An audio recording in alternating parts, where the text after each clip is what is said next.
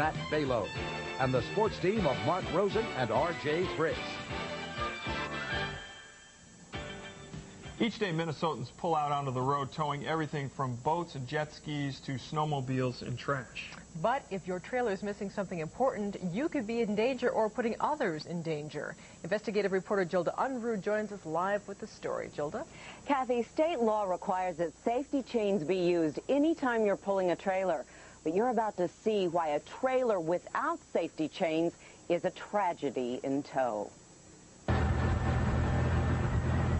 was sitting here sewing and I heard like thunder. It is a sight that's hard to believe. A trailer comes unhitched. It was coming so fast. Without safety chains to hold it, the trailer careens out of control. There was nothing that you could do but get the hell out of the way. And into the lives of the Wilson family in Reamer, Minnesota. It looked like a big monster had come and taken a bite out of our house. 2 months ago, this runaway trailer took out trees and a bench, then sliced through Julie Wilson's bedroom like a knife, crushing everything, including the baby crib, where days earlier, their granddaughter had been sleeping. That's when I just freaked out. I said, oh my God, do you realize what you could have done? Are runaway trailers just some sort of freak accident? No one knows.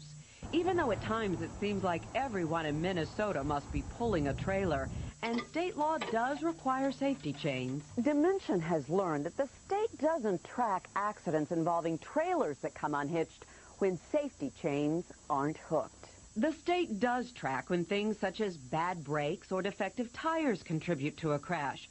But troopers like Brent Richter say there's no coding on an accident report for unhooked safety chains. I'd have to list it as other and then explain it in the narrative, but no, there isn't a database checkoff spot where I can say this accident was caused by a separation of a trailer from a pulling unit.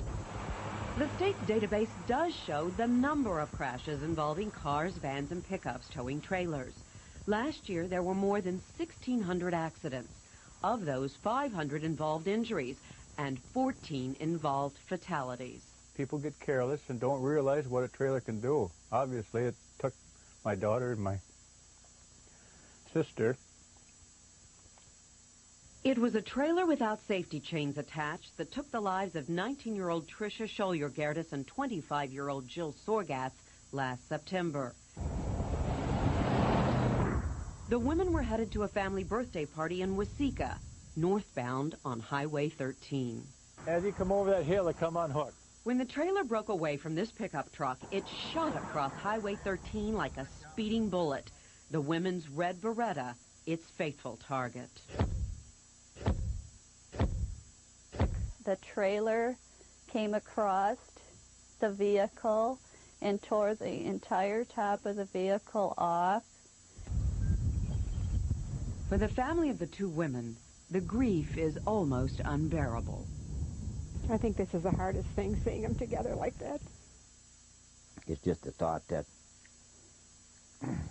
your daughter's gone.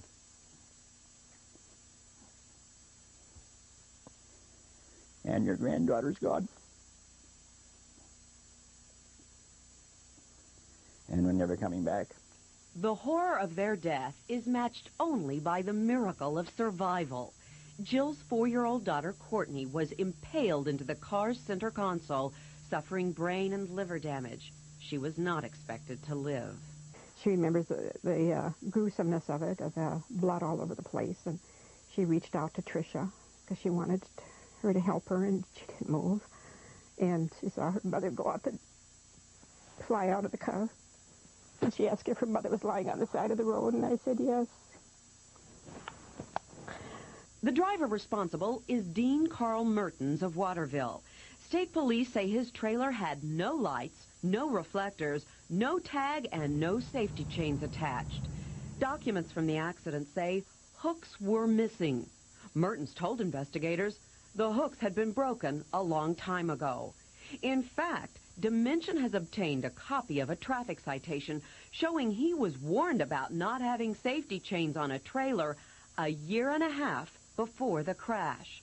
That's why the family insists this was no accident. I call it homicide. I feel he killed my daughter and my sister. Because of state law, Mertens was only charged with careless driving. He pled guilty, got 60 days in jail, and served 40 nights. He was allowed out during the day on work release. The law needs to be changed so that when there are deaths from carelessness like this, it has to be more severe. It may be an education issue, it may be somewhat ignorance, but a lot of times it comes down to laziness. In White Bear Lake during spring cleanup day, Dimension had no trouble finding trailers without safety chains attached. It's a bad thing, and I know it. Yet the drivers had plenty of excuses for ignoring the law. Well, we only come about 6 blocks, too, so I don't know if I'd haul this load for 100 miles. You have forgot something. It's earlier this morning yet. It took this man just 4 seconds to hook up his dangling chains. Chains that can literally provide the link between life and death. Now, even though state law requires safety chains be attached, the law doesn't spell out how to use them. So let me show you what the experts recommend. First of all, you need 2 chains, not 1. And when you attach them, hook them in the shape of an X. That creates a cradle in case the tongue of your trailer comes unhitched.